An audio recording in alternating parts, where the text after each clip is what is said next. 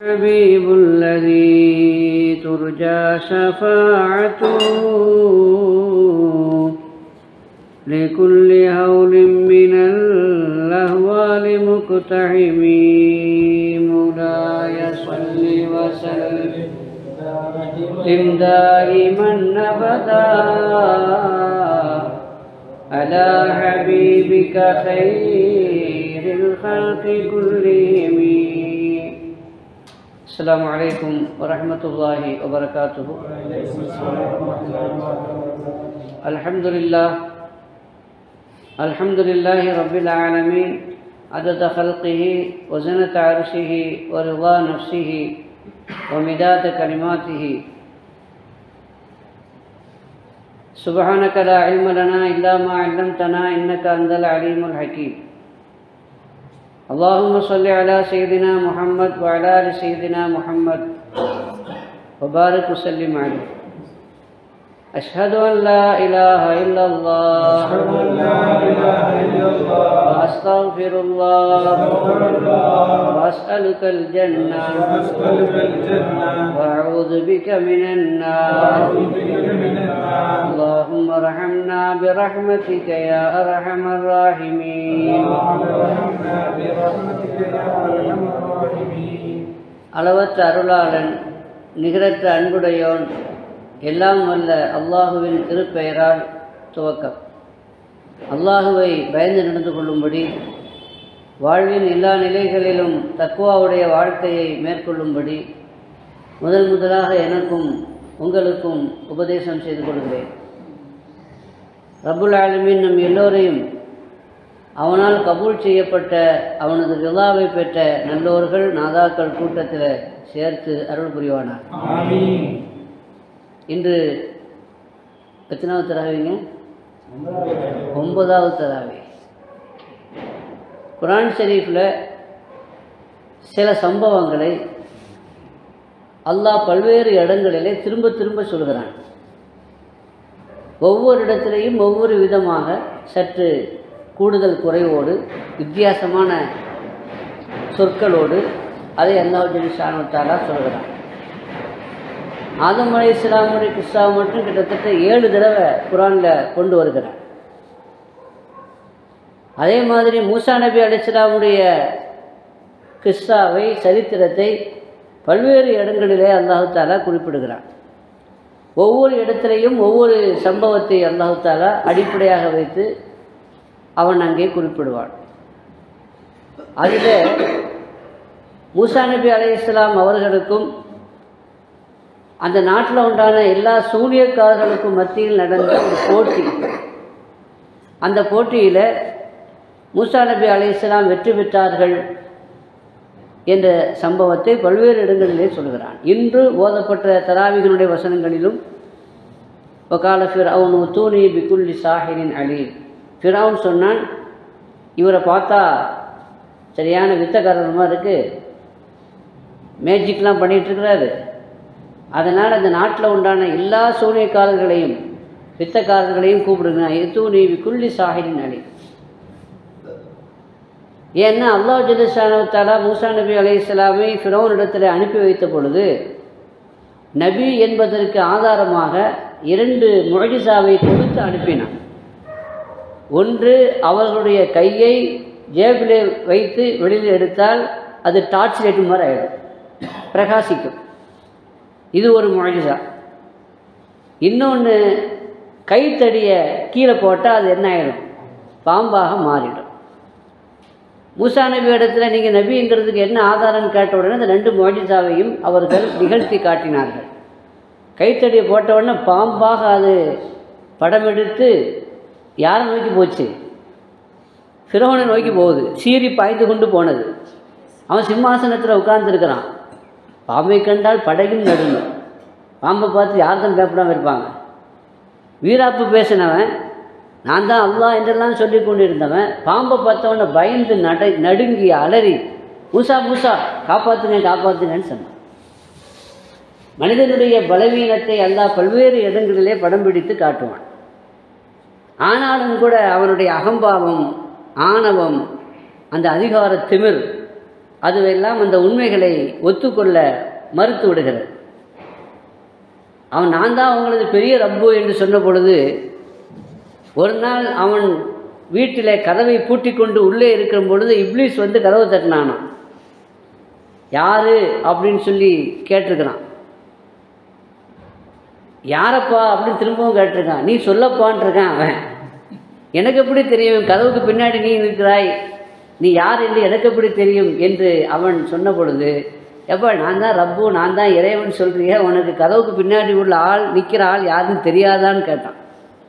உடனே கதவு திறந்து நீ சொல்கிறது லாஜிக்காகத்தான் இருக்குது அப்படின்னா நான் இந்த வாதத்தை விட்டு விடவான்னு கேட்டான். வந்தவன் இப்லீஸு விடுவான் அவனை. அப்படிலாம் தேவையில்லை, ஒரு டெஸ்ட்டுக்காக வேண்டி நான் என்ன செய்கிறேன் வந்தேன்னு சொன்னான். அப்போ அல்லாஹ்வுடைய ஹிதாயத்து இல்லைன்னு சொன்னால் யாருக்கும் நேர்வழி பெறுவது கஷ்டம்தான். அசல்ல ஹிதாயத் என்பது சரியான புரிதல். அந்த சரியான புரிதல் சில பேருக்கு இருக்கும், ஆனால் கூட இருக்கிறவன் வரமாட்டான். சில பேருக்கு சரியான புரிதல் என்ன செய்யாது, இருக்க. இப்போ இவரை வித்த காட்டுறாரு, எனவே இவரை மாய்க்க வேண்டும், இவரை தோற்கடிக்க வேண்டும், அதனால் இருக்கிற எல்லா சூனியக்காரர்களையும் கூப்பிடுங்கன்னு சொன்ன உடனே ஒரு குறிப்பிட்ட ஆள் முடிவு செய்யப்பட்டது. அவங்க எல்லா நாட்டில் இருக்கக்கூடிய எல்லா சாஹிரீன்களும் சூனியக்காரர்களும் வந்து விட்டார். பெரும் திரளான கூட்டம். மூசா நபி அலைஹிஸ்ஸலாம் அவர்கள் தனியாக நிற்கிறார்கள். இங்கே ஒரு ஆள் அல்ல, பல பேர் நிற்கிறார்கள். அதுவும் ஃபிரௌனுடைய அந்த அதிகார பலத்தோடு நிற்கிறார்கள். இப்பொழுது குர்ஆன் ஷரீஃபே இந்த சம்பவத்தை பல்வேறு இடத்துல குறிப்பிடுகிறது. இந்த சம்பவத்தில் மூசா அலைஹிஸ்ஸலாம் அவர்கள் கைத்தடியை போட்டு பாம்பாக்குனாங்கல்ல, அதை முறியடிக்கணும். அதற்காக வேண்டி தான் மற்ற எல்லா சாஹிர்களும் என்ன செய்யப்பட்டிருக்கிறாங்க, அழைக்கப்பட்டிருக்கிறாங்க. அசல்ல சிஹருன்னா சூனியம், சாஹிர்னா சூனியக்காரன். சூனியம்னா எதுக்குன்னு சொல்கிறது சொல்லுங்களேன். சூனியம்னா என்னன்னு தெரியாதா? பூஜ்யமா? சூனியம்னா பூஜ்யமா அப்படி எனக்கு ஒரு அர்த்தம் இருக்குல்ல.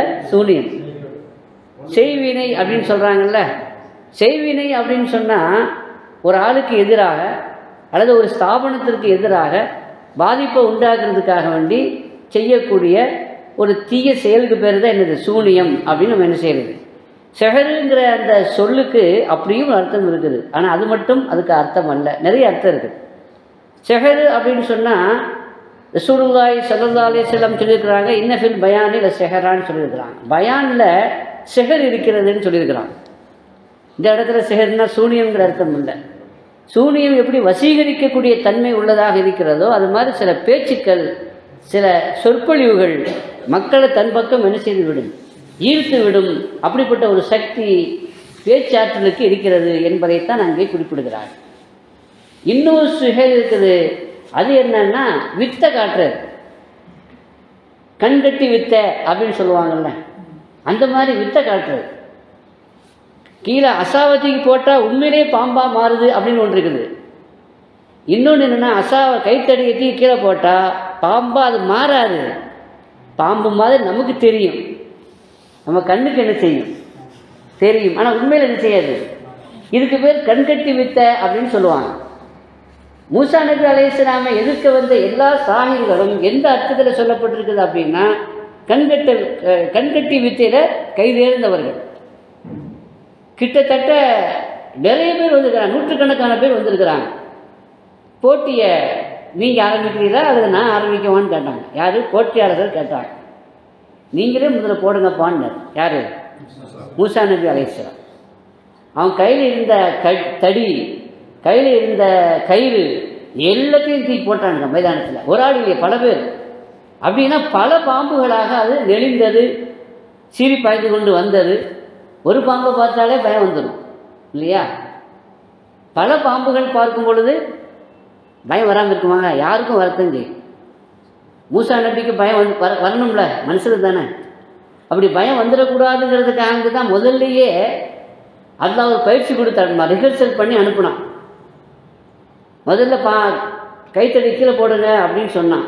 முதல்லையே தூரிசினா மலையில் அல்லாஹ் நபியாக ஆக்கி ஃபிரௌனிடத்தில் போன்னு சொல்கிறதுக்கு முன்னாடியே என்ன சொன்னால் தடியை கீழே போடுங்கண்ணா, அல்கிஹா, பயப்படாதீங்க இங்கே போடுங்க அப்படின்னு சொன்னான். போட்ட உடனே என்ன ஆயிடுச்சு, அது பாம்பாக மாறிடுச்சு. பாம்பாக மாறினவுடனே அவருக்கு பயம் வந்துடுச்சு. மனுஷன் தானே, பாம்பை கண்டால் படையும் நடுங்கும். அல்லாஹ் சொன்னால் புதுஹா வலா தஹஃப், நீங்கள் பயப்படாதீங்க பிடிங்கன்னு சொன்னான். சனுஇதுஹா சீரத்தஹல் ஊலா, நீங்கள் பிடிச்சிங்கன்னு சொன்னால் பழையபடி அது எப்படி ஆக்கிடுவானா, கைத்தடியாகவே நான் ஆக்கி விடுவேன் என்று அல்லாஹ் சொன்னான். இப்போ அல்லாஹ் சொன்ன பிறகு பயம் போயிடுச்சு தான், இருந்தாலும் கூட பிடிக்கணும்ல, பிடிக்கிறதுக்கு கொஞ்சம் பயமாகத்தான் இருக்கு அவருக்கு. அப்போ என்ன பண்ணாராம், கையில் ஒரு துண்டை போட்டுட்டு அப்படியே பிடிச்சாராம். அல்லாஹ் கேட்டான், நான் சொன்னேன் என் மேலே நம்பிக்கை இல்லையா, இன்னும் கையை துண்டு போட்டு தான் பிடிக்கணுமா அப்படின்னு கேட்டிருக்கான். மூசா நபி அலைஹிஸ்ஸலாம் அல்லாஹ்வுடைய நபி இல்லையா, அவங்களுக்கு அல்லாஹ் தஆலா என்ன பதில் சொல்லணுங்கிறதையும் இல்லாமல் வஹீன் மூலமாக அவங்களுக்கு உதிப்பாக்கிடுவான். அப்போ அவங்க சொன்னாங்களா, என்ன பண்ணுறது ரப்பே, நீ மனுஷனை பலகீனமாக படைச்சிருக்கிற, குலிக்கல் இன்சானு லஈஃபான், குர்ஆனில் வருதுல, மனிதன் பலகீனமாக படைக்கப்பட்டிருக்கிறான். பலகீனமாக இருக்கும் பொழுது இந்த பயம் வருவது இயற்கை, வேற நம்பிக்கை இல்லாமலாம் இல்லை அப்படின்னு சொன்னாங்க.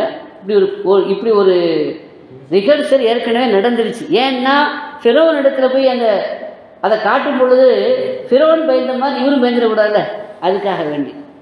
ஆனாலும் கூட அங்கே ஒரு பயம் வந்துச்சு மனிதன் என்ற அந்த இயல்பின் அடிப்படையில். ஆனாலும் கூட அல்லாஹ் சொன்னால் பயப்படாதீங்க, நீங்கள் அசாவத்திக்கு போடுங்க என்று அல்லாஹ் சொன்னான்.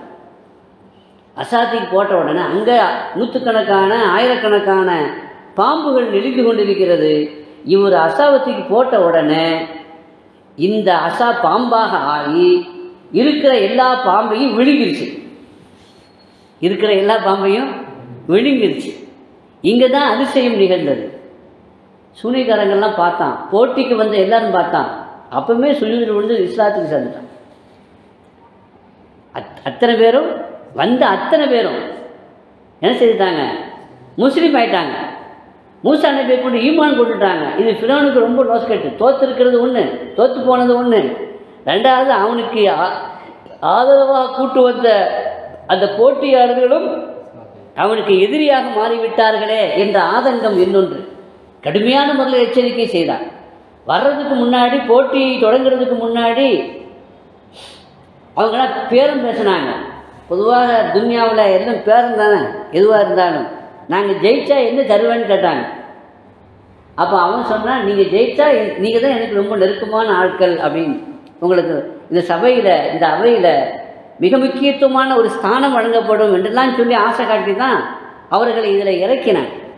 இப்பொழுது என்னவென்று பார்த்தால் உடனடியாக எல்லாரும் என்ன செய்து விட்டார்கள், சுஜூதிலே விழுந்து மூசா நபியை கொண்டு ஈமான் கொண்டு முஸ்லீமாக மாறி ஃபிரௌனுக்கு எதிரியாக மாறிவிட்டார். 1-2 பேரில் ஆயிரக்கணக்கான பேர் அப்படி இஸ்லாத்தில் சேர்த்துட்டாங்க. அந்த சம்பவத்தை பார்த்தா அங்கிருந்து அத்தனை பேரும் முஸ்லீம் ஆயிட்டாங்க. கிட்டத்தட்ட 70,000க்கும் மேற்பட்டவர்கள் இஸ்லாத்தை ஏற்றுக்கொண்டார்கள். எந்த ஒரு நிகழ்ச்சி நபியை தோற்கடிப்பதற்காக வேண்டி ஏற்பாடு செய்யப்பட்டதோ அந்த நிகழ்ச்சி, அந்த சம்பவம் பல பேருக்கு ஹிதாயத்திற்கு காரணமாக அமைந்தது என்று குர்ஆன் சொல்லக்கூடிய வரலாறு. இங்கு நாம் பார்க்க வேண்டிய ஒரு விஷயம் இருக்குது. எதிர்க்க வந்த அந்த சூனியக்காரர்கள் ஏன் ஒரு காட்சியை பார்த்த உடனே அவங்களும் கயிறை போட்டாங்கல்ல, பாம்பா மாறிச்சுல, இவங்களும் கயிறு போட்டாங்க, பாம்பா மாறிச்சு, அவங்களும் வித்தை காட்டினாங்க, இவங்களும் வித்தை காட்டினாங்க அப்படின்னா ஏன் இவங்க சரண்டர் ஆகணும்? அவங்களுக்கும் அந்த வித்தை தெரியுது. அப்போ நம்ம காட்டின மாதிரி இவங்க வித்தை அப்படின்னு தானே அவங்க அதை எடுத்திருக்கணும். வேணுமானா இவர் நம்மளை விட பெரிய கொஞ்சம் கை தேர்ந்தவராக இருக்கிறார் என்று தானே அவங்க புரிஞ்சிருக்கணும். ஆனால் அவங்க அப்படி புரியலையே. அவங்க என்ன புரிஞ்சாங்க, இது வித்தை அல்ல. அங்கே புரிஞ்சதுன்னா நாம் செய்தது வித்தை, ஆனால் அவர் செய்தது வித்தை அல்ல, அது முஅஜிஸா என்று புரிந்து கொண்டார்கள். சரியான புரிதல் தான் ஹிதாயத் இல்லையா? அந்த புரிதல் அவங்களுக்கு எப்படி ஏற்பட்டுச்சு? பொதுவாகவே எந்த ஒரு துறையாக இருந்தாலும், எந்த ஒரு விஷயமாக இருந்தாலும், அது சம்பந்தப்பட்ட ஞானம் உள்ளவர்கள், கல்வி சிந்தனை உள்ளவர்களுக்கு அதில் உண்டான நுணுக்கங்கள் தெரியும். இதில் வித்தையினால் எதை செய்ய முடியும் எதை செய்ய முடியாதுன்னு அவங்களுக்கு தெரியும். வித்தையினுடைய எல்லை எது வரைக்கும் அப்படிங்கிறது அவங்களுக்கு என்ன செய்யும் தெரியும்.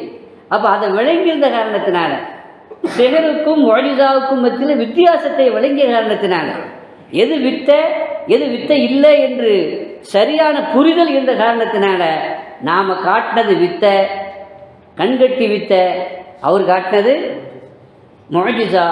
அப்படின்னா நாம் காட்டினது உண்மையிலே பாம்பாக என்ன செய்யலை, அது மாறலை, எல்லாருடைய கண்ணையும் மறைத்தது. வித்தை காட்டக்கூடிய என்ன செய்வோம் அப்படின்னா கண் கட்டி, அதுக்கு வேறு கண் கட்டி வித்தைன்னு தானே சொல்கிறாங்க. இருக்கக்கூடிய பார்வையாளர்களுடைய கண்ணை மறைச்சிருவோம், கண்ணை மறைச்சிடும். மறைச்சி தான் என்ன செய்யறது, கைத்தடியை பாம்பா ஆக்குறது, கைட்டில் வந்து பாம்பா ஆக்குறதுனா ஆக்குறது இல்லை, ஆகிறது அல்ல. அது நம்ம கண்ணுக்கு எப்படி தெரியும், நம்ம கண்ணை மறைச்சிரும். நீங்கள் போட்டி நடத்தக்கூடிய வித்தை நடத்தக்கூடியவனை பார்த்தீங்கன்னா அந்த வித்தையை தொடங்குறதுக்கு முன்னாடி எல்லாரையும் கையெடுத்து கும்பிடுவான்.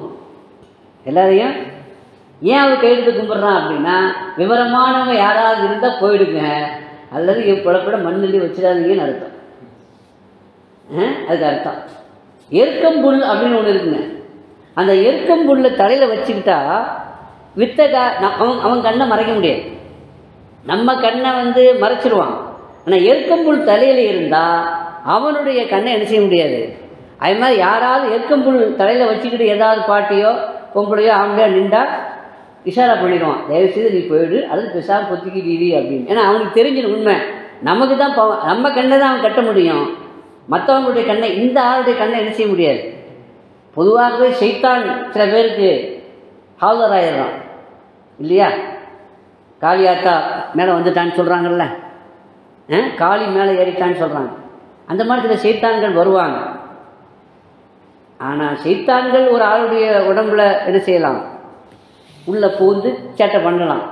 ஆனால் வழிமாறுகள், அல்லாஹ்வுடைய நேசர்கள் யாருடைய உடம்புல என்ன செய்ய மாட்டாங்க, அவங்க அந்தளவுக்கு சீப்பானவங்க இல்லை. இது நம்ம முதல்ல விளங்கி கொள்ளணும். எங்கள் ஊரில் ஒரு ஆள் இருந்தார் முஸ்லீம், ஆனால் அவர் பேர் தாசிம். ஆனால் சின்ன வயசுலேயே அவருக்கு வந்து அந்த காளி மேலே ஏறக்கூடிய ஒரு நிலை ஏற்பட்டு விட்டது. அவர் நினச்சா கூட அது தூராக்க முடியல, விட மாட்டேங்குது இவரை. அது என்ன சொல்லு நமக்கு தெரியாது. முஸ்லீமாக இருந்தாலும் கூட அந்த அந்த இந்துக்கள் எல்லாம் அவரை கூட்டிட்டு போயிடுவாங்க. ஏன்னா அவர் மேலே தான் காளி ஏறுவான், மற்ற எந்த ஆள் மேலேயும் காளி ஏறுறதில்லை என்பதனால அவரும் தப்புன்னு விலகுறாரு. ஆனால் அதை விட்டு அதனால் என்ன செய்ய முடியல, விலக முடியாது. அதே மாதிரி அது என்னது, கோசிக்குறிச்சியில் ஒரு ஆள் இருக்கார். அவர் நல்ல முஸ்லீம் தான், இன்னும் சொல்ல போனால் முஸ்லீம் மஸ்ஜிதினுடைய தலைவர். அவருக்கும் அந்த மாதிரியான ஒரு முசீபத்து இருக்குது. அவரை கண்ட்ரோல் பண்ண முடியாது. அந்த நேரத்தில் அவர் மேலே என்ன செய்யுது, அது ஏறிடும். ஆனால் இப்போ வந்து அந்த மாதிரி எங்கள் ஊரில் ஒரு ஆள் இருந்தான்னு சொன்னால, அவர் எங்கள் ஊரில் இன்னொரு பொம்பளை ஒன்று இருந்தாங்க. நல்லடியார்கள் ஆண்கள்லேயும் இருப்பாங்க, பெண்கள்லேயும் இருப்பாங்க. விலாயத்து உள்ளவங்க ஆண்கள்லேயும் இருப்பாங்க, பெண்கள்லேயும் இருப்பாங்க. அப்போ இந்த காளி ஏறுன்னு சொல்கிறாங்களே, பார்க்கலாம் அப்படின்னு சொல்லி அந்த அம்மா அந்த வீட்டு வாசல் முன்னாடி நிற்கிறாங்க. காளியை ஏற்றின உடனே அவன் ஆட்டம் போட்டுட்டு அவன் என்ன செய்வான், அங்கிருந்து வருவான். ஆனால் இந்த அம்மா கொஞ்சம் நல்ல சீதேவியான ஒரு பெண்ணு, இபாதத்துள்ள கொஞ்சம் விசேஷமான ஆள்னு வச்சுக்கோங்களேன். அவங்க திக்கரோடு வாழக்கூடியவர்கள், திக்கிர்லேயே இருக்கக்கூடியவர்கள். காளி வரும் பார்த்தா காளி வரல. அப்போ அவன் சொல்லிவிட்டான், முன்னாடி ஒரு பொம்பளை நிற்கிறா கிளவி, முதல்ல அவளை அங்கேருந்து அப்புறப்படுத்துங்க, அப்போ தான் நான் வருவேன்ட்டான் அந்த காளி சைத்தான். அப்போ சைத்தான் வந்து எல்லார்ட்டையும் வேலை செய்ய முடியாதுங்கிறதே ஆதாரம் இல்லையா. அதே மாதிரி வித்தையும் கூட எல்லாருடைய கண்ணையும் வேலை செய்ய முடியாது, கட்ட முடியாது. அப்படிங்கிறது யாருக்கு தெரியும், அந்த சூனியக்காரர்களுக்கு தெரிந்தது. பொதுவாக வித்தையின் மூலமாக ஒரு பொருளை இன்னொரு பொருளாக என்ன செய்ய முடியாது, மாற்ற முடியாது. ஆனால் வித்தையின் மூலமாக என்ன செய்ய முடியும், ஒரு பொருளை இன்னொரு பொருளாக காட்ட முடியும். இதை குர்ஆன்ல அல்லாஹ் சொல்றான், யுஹய்யலு இலைஹிம் பிஸஹிரிஹிம் அன்னஹா தஸா. அல்லாஹ் அப்படி ஒரு ஹியாலை, அதாவது தங்களுடைய செயலின் மூலமாக அவர்களுக்கு ஒரு ஹியால் ஏற்படுத்தப்பட்டது. ஹியால்னா அப்படி ஒரு எண்ணம், பிரமை தான் உண்டாக்கப்பட்டதே தவிர உண்மையிலேயே அவர்களால் அவர்களுடைய கைத்தடிய அவர்களுடைய அதாவது கயிறுகளை பாம்பாக ஆக்கலை. ஆனால் மூசா நபி அலைஹிஸ்ஸலாம் உண்மையிலேயே அவருடைய அந்த அசாவை கீழே போட்ட உடனே அது உண்மையிலே என்ன ஆயிடுச்சு, பாம்பாக. இதை பார்த்தாங்க, அந்த வித்தியாசத்தை புரிஞ்சு கொண்டாங்க. இல்முல வித்தியாசத்தை புரிந்து கொள்ளுது, அந்த பகுத்தறிவுன்னு சொல்கிறோம்ல. ஒரு வித்தைக்காரன் இருந்தால் அந்த வித்தைக்காரன் பல வித்தைகளை செய்து காட்டுவான். பொதுவாக அரசர்களுக்கு முன்னாடி அந்த காலத்தில் பொழுது போகாது, சண்டை இல்லாத சமயத்தை சும்மா தான் இருப்பானுங்க.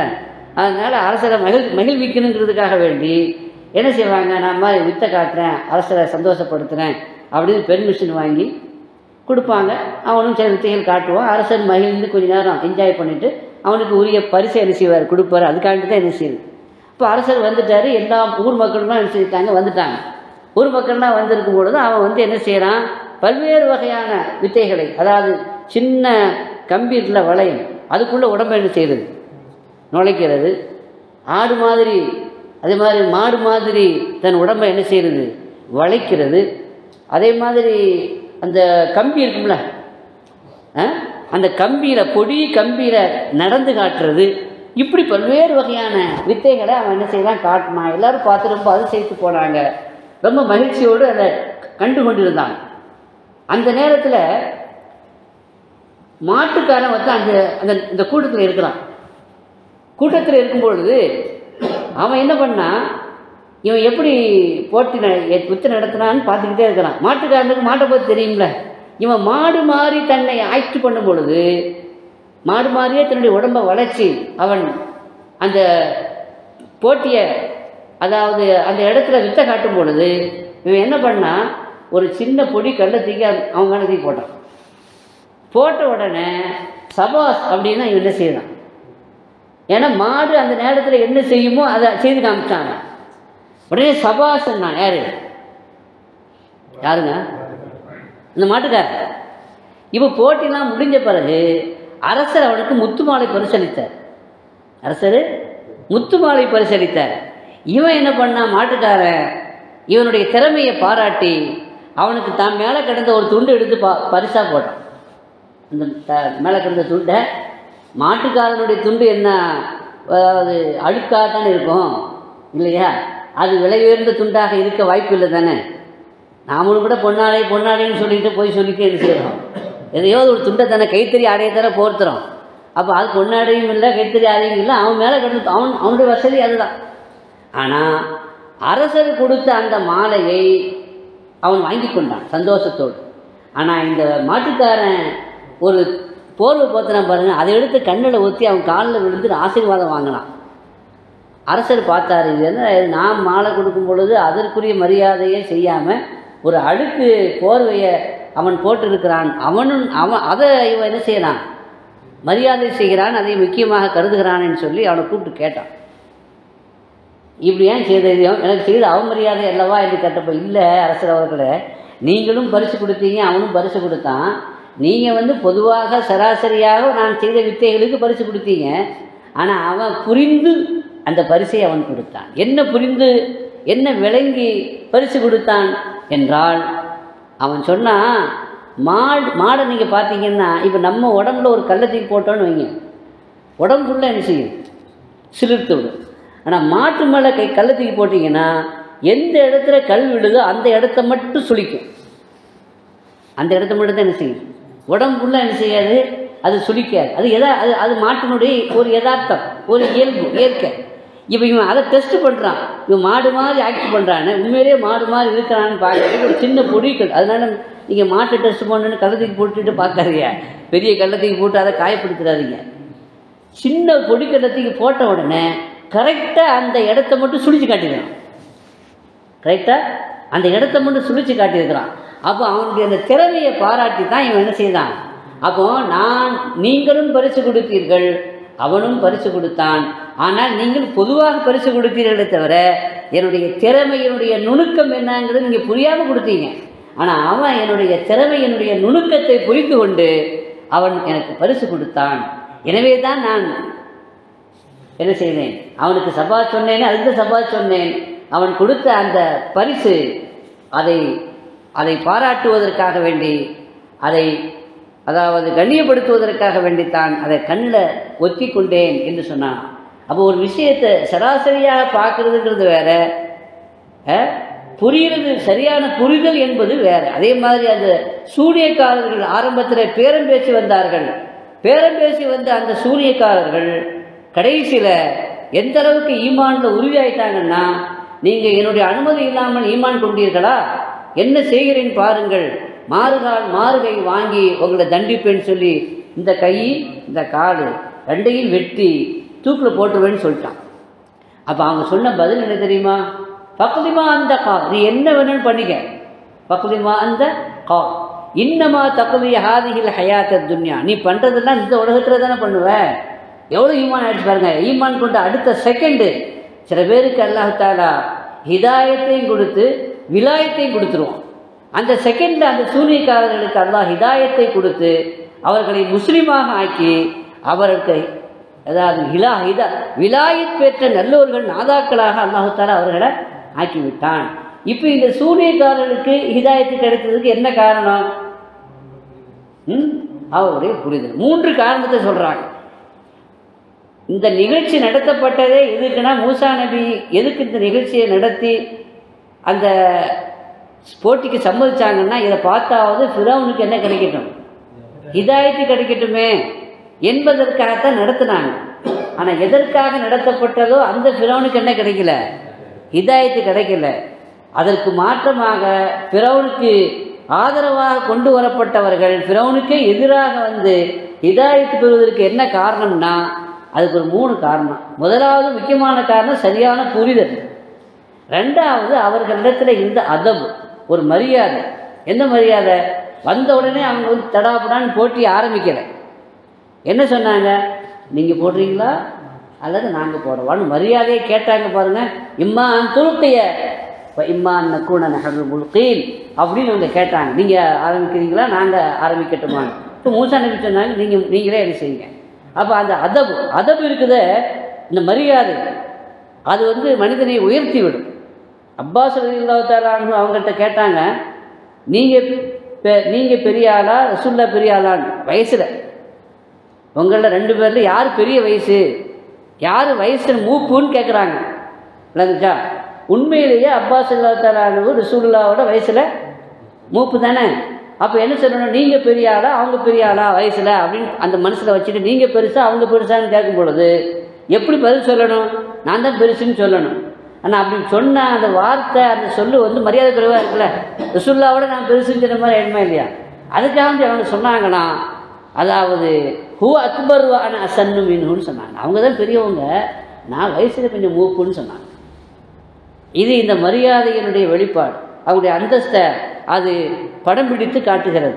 இப்படி அதவோடு இருக்கும் பொழுது அல்லாஹ் தஆலா அவங்களுக்கு என்ன செய்வான், ஹிதாயத்து கண்டிப்பாக செய்வான். 3வது காரணம், அந்த சூனியக்காரர்கள் யாருடைய ட்ரெஸ்ஸு மாதிரி போட்டுட்டு வந்தாங்கன்னா, ஃபிரௌனுடைய ட்ரெஸ்ஸை போட்டுட்டு வரல, ஃபிரௌனுடைய ட்ரெஸ்ஸு மாதிரி போட்டுட்டு வராமல் மூசா நபியுடைய ட்ரெஸ்ஸை போட்டுட்டு வந்தாங்களாம். அந்த ட்ரெஸ் கோடு நபிமார்கள் வழிமார்களுடைய அந்த ட்ரெஸ்ஸை போடுவதற்கு கூட ஒரு ஹிதாயத்திற்கு காரணமாக அமைந்து விடுகிறது. அவங்க போட்டது வேற காரணம். என்ன காரணம்?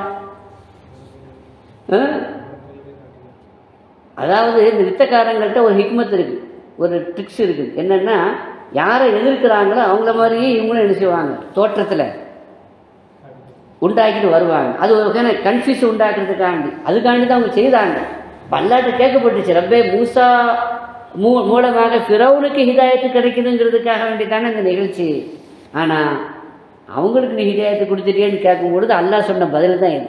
என்ன இருந்தாலும் என்னுடைய நபி மூசாவுடைய தோற்றத்தில் வந்திருந்தார்கள், எனவே மூசாவுடைய ட்ரெஸ்ஸில் வந்த காரணத்தினால நான் அவங்களுக்கு ஹிதாயத்து கொடுக்காம நான் என்ன செய்வேன்னு சொல்லி அல்லாஹ் சொன்னானோ. எனவே ஹிதாயத்துக்கு என்ன காரணங்க, முதல்ல சரியான புரிதல், 2வது அவங்களுடைய அதப் மரியாதை, 3வது அந்த நபியினுடைய அந்த ட்ரெஸ்ஸு அதே மாதிரி ஆடை அணிந்திருந்த காரணத்தினால் அவர்களுக்கு ஹிதாயத்து கிடைத்தது என்பதை நாம் பார்க்கிறோம். எனவே சரியான புரிதல் வேண்டும் என்பதைத்தான் இந்த வசனங்கள் நமக்கு எதுவாக இருந்தாலும் அதான் நமக்கு பகுத்தறிவை கொடுத்திருக்கிறான். இந்த பகுத்தறிவை கொடுத்த ரப்புல் ஆலமீன் எதற்காக? யார் என்ன சொன்னாலும் நம்புறது என்பது அல்ல, யார் எதை சொன்னாலும் கேட்கறது அப்படிங்கிறது அல்ல. எதை சொன்னாலும் கூட அதை நாம் சிந்திக்க வேண்டும், சீர்தூக்கி பார்க்க வேண்டும், பகுத்து பார்த்து அதை நீங்கள் புரிந்து கொள்ள வேண்டும் என்பதற்குத்தான் நல்லா பகுத்தறிவை கொடுத்துருக்கிறானே தவிர கேட்டதையெல்லாம் நம்புறதுக்கு அல்ல. அப்படி கேட்டதையெல்லாம் நம்புனதுனால தான் ஒரு கூட்டம் 20 ரக்காத் தொழாமல் 8 ரக்காத் தொழுதுட்டு. ஏன்னா அவங்களுக்கு சரியான புரிதல் இல்லை. இன்ஷா அல்லாஹ் சம்மந்தமாக நேரம் ஆகிடுச்சு, அது சம்மந்தம் வாய்ப்பு கிடைக்கும் பொழுது இன்னொரு நாள் நம்ம அதை பற்றி பேசலாம். ரப்புல் ஆலமீன் நமக்கும் சரியான புரிதலை, நீங்கள் வரலாற்றை எடுத்து பார்த்தீங்கன்னா யாருக்கெல்லாம் ஹிதாயத்து கிடைத்ததோ ரசூலுல்லாஹி ஸல்லல்லாஹு அலைஹி வஸல்லம் எடுத்து சொன்னார்கள். எடுத்து சொன்னாலும் கூட பல பேருக்கு ஹிதாயத்து கிடைக்கல. ஆனால் அதிகமான பேருக்கு ஹிதாயத்து கிடைக்கிறதுக்கு என்ன காரணம்? அவங்களிடத்திலிருந்து சரியான புரிதல். அந்த சரியான புரிதலை அல்லாஹ் நமக்கு தருவானாக. பிஹக்கி சய்யிதினா முஹம்மத் வ ஆலி சய்யிதினா முஹம்மத் ஸல்லல்லாஹு அலைஹி வஸல்லம். வ ஆகிரு தஅவானா அனில் ஹம்துலில்லாஹி ரப்பில் ஆலமீன்.